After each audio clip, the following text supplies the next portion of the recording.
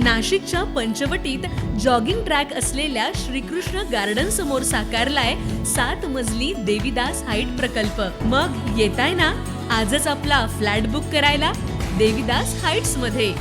आमचा मोबाईल क्रमांक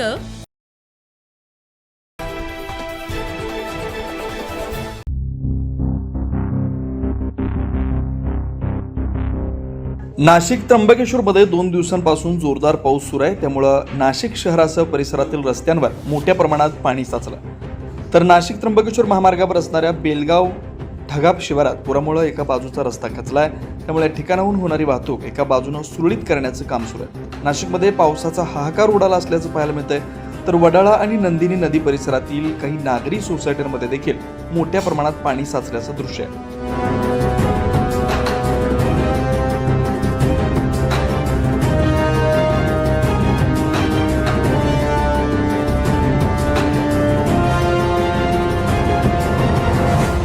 एकूणच सततच्या अधे पावसामुळे नाशिककरांच्या दैनंदिन जीवनावर मोठा प्रमाणात परिणाम झाला।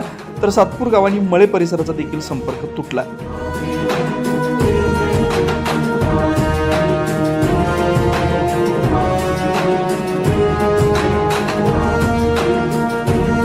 न्यूज महाराष्ट्रासाठी प्रतिनिधी ज्ञानेश्वर आंधळे, सातपूर, नाशिक।